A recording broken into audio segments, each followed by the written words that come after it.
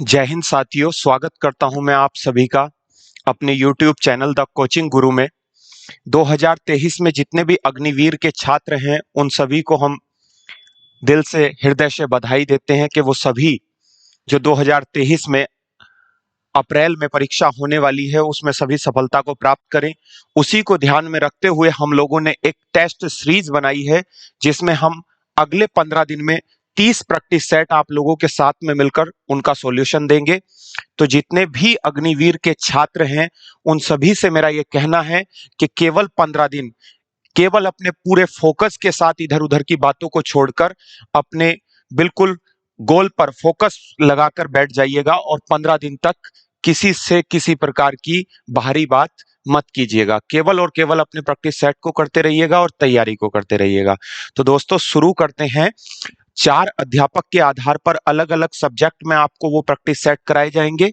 मैं राजीव शर्मा आप सभी लोगों का वेलकम करता हूं और मैं आप लोगों का जीएस का पार्ट देखूंगा जिसमें 15 प्रश्न विद डिटेल के मैं आप लोगों के साथ में डिस्कस करूंगा। तो सबसे पहले जैसा कि आप देख सकते हैं अग्निवीर 2023। तो दोस्तों यहां से हम लोग शुरू करेंगे आज की अपनी क्लास का पैटर्न। अग्निवीर 2023 परीक्षा विद राजीव सर। चलिए शुरू करते हैं। सबसे पहला प्रश्न है, भारत में महात्मा गांधी ने पहली बार सत्याग्रह का प्रयोग कहां किया था, कब किया था? तो 4 ऑप्शन आप लोगों के सामने है। चंपारण, वारदोली, अहमदाबाद, दक्षिण अफ्रीका। यदि आपसे बात की जा रही है कि महात्मा गांधी ने पहली बार कब किया था तो आपको बताना है। यदि पहली बार आपसे पूछा जा रहा है तो पहली बार में आप लोगों को बताना है कि पहली बार में प्रयोग किया था। पहली बार यदि आपसे पूछा जाता है तो दक्षिण अफ्रीका में पहली बार प्रयोग किया था। और यदि भारत में पहली बार पूछा जाए तो चंपारण में पहली बार प्रयोग किया था, चंपारण में। तो इसका सही उत्तर होगा दक्षिण अफ्रीका।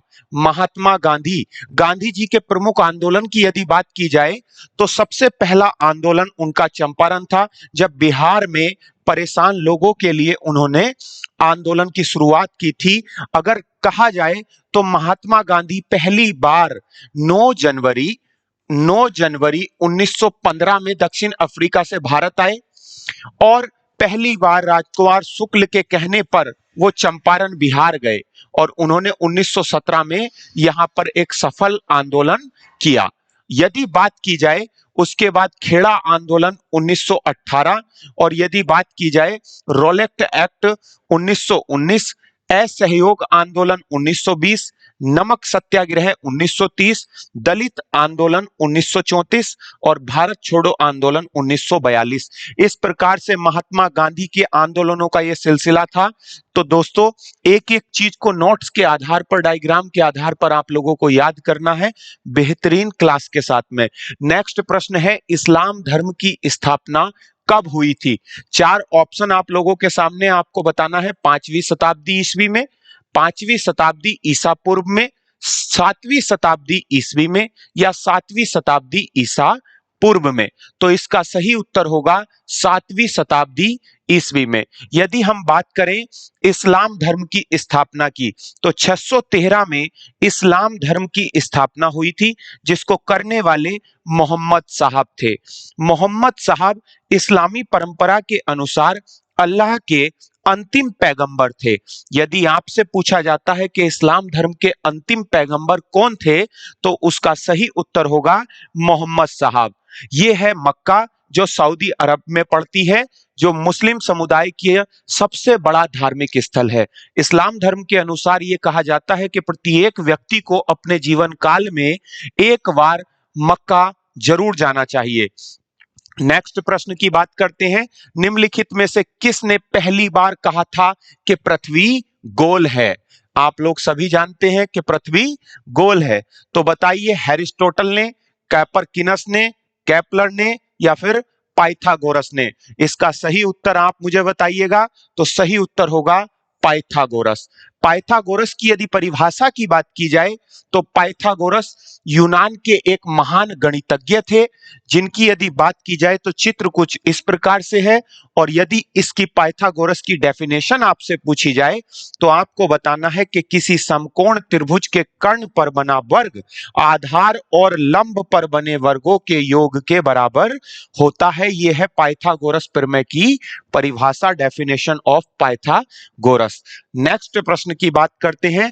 अगला प्रश्न है, यूरोप का खेल का मैदान किसे कहा जाता है?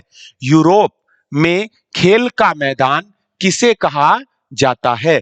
आपके सामने चार उत्तर हैं, फ्रांस, ब्रिटेन, स्विट्जरलैंड या फिर फिनलैंड। और इसका सही उत्तर होगा स्विट्जरलैंड। स्विट्जरलैंड की राजधानी की यदि बात की जाए तो बर्न कैपिटल है इसकी। और यूरोप में खेल का मैदान, ये एक प्रश्न है जो इस तरह से सॉल्यूशन होता है।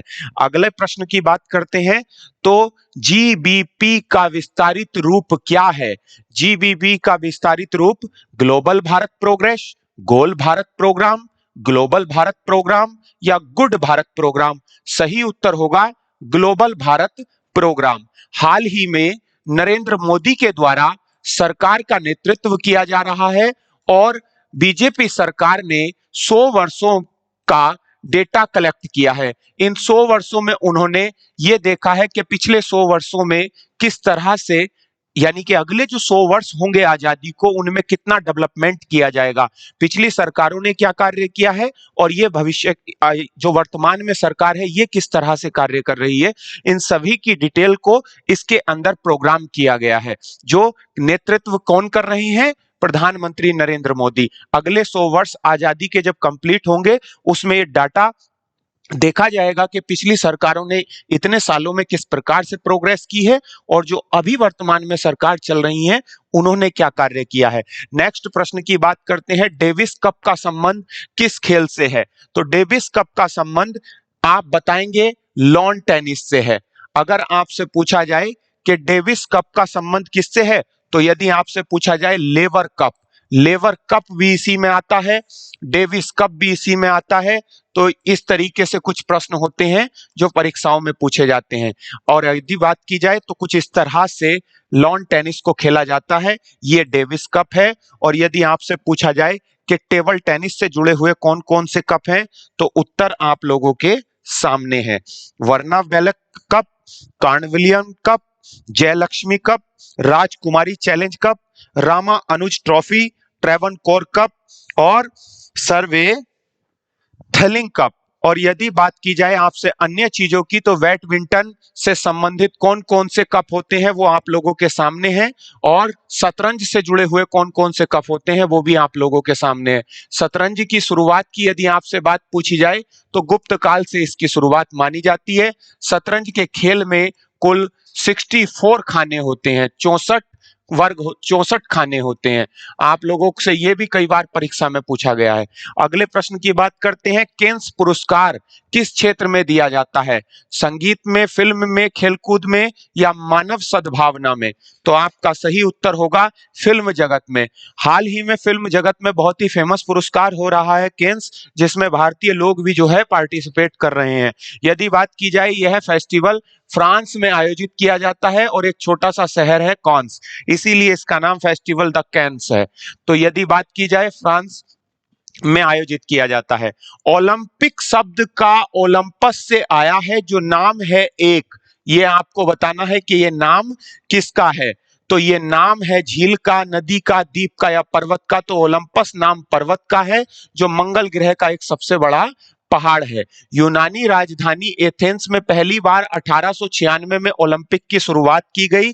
ये कुछ इस तरीके का पर्वत है और पेरिस में अगले आगामी ओलंपिक खेले जाएंगे। तो नेक्स्ट की बात करते हैं दोस्तों अगले प्रश्न की। रक्षा अनुसंधान एवं विकास संगठन की स्थापना कब की गई थी? DRDO, defence research development organisation, वर्ष 1975, वर्ष 1956, वर्ष 1957, वर्ष 1958। इसका सही उत्तर होगा वर्ष 1958। DRDO का गठन वर्ष 1958 में केंद्र सरकार के द्वारा किया गया है। इसका मुख्यालय बेंगलुरु में है और इसके वर्तमान अध्यक्ष डॉक्टर CG सतीश रेड्डी हैं। नेक्स्ट प्रश्न की बात करते हैं कि रेड इंडियन किस महाद्वीप के मूल निवासियों को कहा जाता है? एशिया, उत्तरी अमेरिका, यूरोप या दक्षिण अमेरिका? इसका सही उत्तर होगा दक्षिण अमेरिका। दक्षिण अमेरिका के लोगों को रेड इंडियन कहा जाता है। रेड इंडियन मुख्यतः अमेरिका के मूल निवासी होते हैं। इनकी खोज कोलंबस के द्वारा की गई थी। वही कोलंबस जो भारत की खोज करने के लिए 1492 में स्पेन से निकला था, लेकिन वह भारत तो नहीं आ पाया था, अमेरिका पहुंच गया था। ये कुछ इस तरीके से चित्र है रेड इंडियन का, जो वहां की स्थानीय जनजाति होती है। बहुत ही खतरनाक है, आप देख सकते हैं, हथियार वथियार लिए हुए हैं, एकदम पटका देंगे जो भी मिलेगा उसको। ठीक, आगे बात करते हैं मल्होत्रा समिति। मल्होत्रा समिति का संबंध किस क्षेत्र से है? बैंक सुधार से, बीमा क्षेत्र से, लघु उद्योगों से या केंद्र संबंध से? इसका सही उत्तर होगा बैंकिंग सुधार से। मल्होत्रा समिति की यदि स्थापना की बात की जाए तो 1993 में भारतीय रिजर्व बैंक के पूर्व गवर्नर आर.एन. मल्होत्रा की अध्यक्षता में यह समिति स्थापित की गई थी। नेक्स्ट प्रश्न की बात करते हैं, राज्यसभा में राष्ट्रपति द्वारा कितने सदस्यों को मनोनीत किया जाता है? तो आपका उत्तर होगा 10, 12, 20 या 15। तो इसका सही उत्तर होगा 12 सदस्य। राज्यसभा काउंसिल ऑफ स्टेट कुछ इस तरीके से है, और यदि आपसे पूछा जाए तो राज्यसभा की यदि बात की जाए तो इसका गठन पहली बार 3 अप्रैल को हुआ था, और इसकी पहली बैठक यदि बात की जाए बैठक की, तो आपको बतानी है इसकी पहली बैठक 13 मई को हुई थी। और यदि पूछा जाए आपसे कि इसको राज्यसभा नाम कब दिया गया था, तो राज्यसभा इसको नाम दिया गया था 23 अगस्त 1954, 1954। गठन यदि बात की जाए तो गठन हुआ था 1952 में, और यदि पहली बैठक की बात की जाए तो पहली बैठक हुई थी 1952 में। डेट आप लोगों के सामने है। वर्तमान में काउंसिल ऑफ स्टेट राज्यसभा में 245 सदस्य होते हैं केंद्र सरकार के अंतर्गत, जिनमें से 12 सदस्यों को राष्ट्रपति के द्वारा मनोनीत किया जाता है, जो खेल, साहित्य, समाज सेवा एवं अन्य क्षेत्रों से होते हैं। नेक्स्ट प्रश्न की बात करते हैं, इस्लामिक सहयोग संगठन OIC का मुख्यालय कहां पर स्थित है? ज्यूरिख, दुबई, नैरोबी या सऊदी अरब? इसका सही उत्तर होगा सऊदी अरब। सऊदी अरब की यदि बात की जाए तो इस्लामिक सहयोग संगठन, organisation of Islamic corporation OIC की स्थापना 25 सितंबर 1969 में की गई थी, और यदि बात की जाए इसमें सदस्य राष्ट्रों की संख्या वर्तमान में 57 है, जिनमें से 40 केवल और केवल मुस्लिम देश हैं। मुख्यालय की यदि बात की जाए तो सऊदी अरब के जेदा एक छोटा शहर पड़ता है, वहां पर इसका मुख्यालय है। सऊदी अरब की यदि राजधानी की बात की जाए तो रियाद इसकी राजधानी है। नेक्स्ट प्रश्न की बात करते हैं, निम्न में से कौन सी पुस्तक शेक्सपियर के द्वारा रचित है? तो शेक्सपियर एक बहुत ही महान लेखक और कवि हुए हैं। यदि बात की जाए तो कौन सी है, तो ये सभी पुस्तकें जो हैं वो शेक्सपियर से संबंधित है। विलियम शेक्सपियर की प्रमुख रचनाएं आप लोगों के सामने हैं। रोमियो वाई जूलियट, जूलियस सीजर, पूर्वा, ट्रिलियस और Cressida, Othello, the year of king और मैकबेथ। यदि बात की जाए तो विलियम शेक्सपियर कुछ इस तरीके के दिखते हैं, ये आप देख सकते हैं। अंग्रेजी कवि हैं, विद्वान हैं, नाटककार हैं तथा अभिनेता हैं। जन्म की यदि बात की जाए तो इंग्लैंड में हुआ था 1564 में, बहुत पुराने कवि हैं। तोताए हिंद किसे कहा जाता है? हिंद का तोता किसको कहा जाता है? उत्तर आपका होगा अमीर खुसरो। अमीर खुसरो, ये देखिए, ये अमीर खुसरो दिल्ली सल्तनत के एक महान कवियों के रूप में जाने जाते हैं, और इन्हें ही खड़ी बोली का जनक कहा जाता है और तबले का आविष्कारक कहा जाता है। प्रथम मुस्लिम कवि भी इनको कहा जाता है। 1253 में एटा के पटियाली उत्तर प्रदेश में इनका जन्म हुआ था, और अमीर खुसरो के गुरु का नाम शेख निजामुद्दीन औलिया था। तबले का आविष्कारक एवं खड़ी बोली का आविष्कारक भी इन्हीं को माना जाता है। तो दोस्तों, इसी के साथ हम अपनी क्लास को एंड करते हैं। मिलते हैं नेक्स्ट डे में नई क्लास के नए प्रैक्टिस सेट के साथ में। बेहतरीन तरीके से तैयारी करते रहिएगा। आप लोगों को डेली इसी तरीके से अपडेशन मिलेगा और बेहतरीन कंटेंट के साथ में आप लोगों को क्लास मिलेगी। तो मिलते हैं नई क्लास में। जय हिंद, नमस्कार।